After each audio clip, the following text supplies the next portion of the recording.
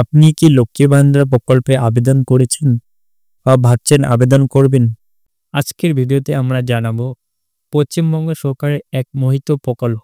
অনেক মহিলারাই মনে নানা প্রশ্ন থাকে এই প্রকল্প নিয়ে। তাই আজ আমরা আপনাদের সব সাধারণ প্রশ্নের উত্তর দেব একে একে। চলুন শুরু করা যাক।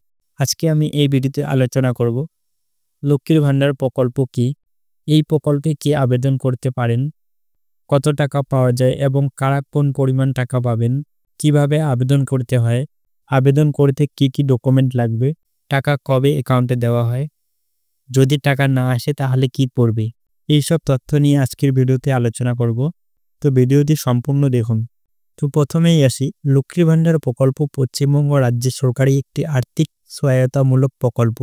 এই প্রকল্পের মাধ্যমে রাজ্যের 25 থেকে 60 বছর বয়সী মহিলারা প্রতি মাসে 1000 টাকা ও 1200 টাকা ব্যাংক অ্যাকাউন্টের মাধ্যমে দেওয়া হয়। এই প্রকল্পের মূল উদ্দেশ্য হল গৃহস্থলীর দৈনন্দিন খরচের কিছুটা সাহায্য করা, বিশেষ করে যারা আর্থিকভাবে পিছিয়ে।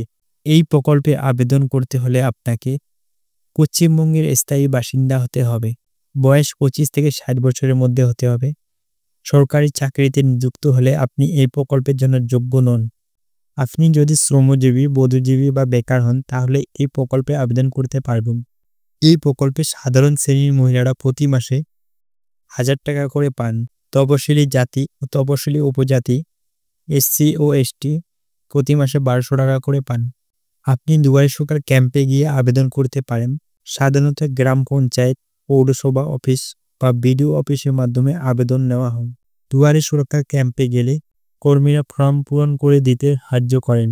আবেদন করতে গেলে ডকুমেন্টস প্রয়োজন হবে Aadhaar card, voter photo, bank account photocopy, caste certificate, passport size ছবি, মোবাইল নম্বর।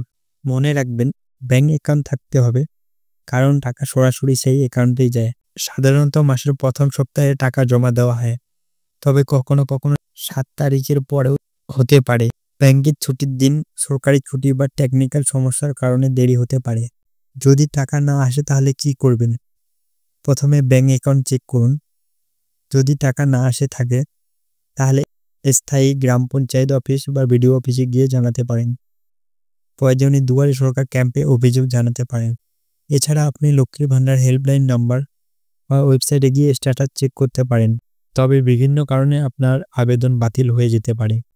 ভুল তথ্য প্রদান, ব্যাংক অ্যাকাউন্ট বন্ধ থাকা, সরকারি চাকরির তথ্য গোপন করা, ডকুমেন্টসে গোলমেল, বয়স সীমার বাইরে থাকা, এসব কারণে আবেদন বাতিল হয়ে যায়। এই ছিল লক্ষ্মীর ভান্ডার প্রকল্প নিয়ে কিছু গুরুত্বপূর্ণ প্রশ্ন এবং তার বিস্তারিত উত্তর। আশা করি ভিডিওটি আপনাদের উপকারে আসবে। প্রতিনিয়ত আপডেট পেতে সাবস্ক্রাইব করে রাখুন।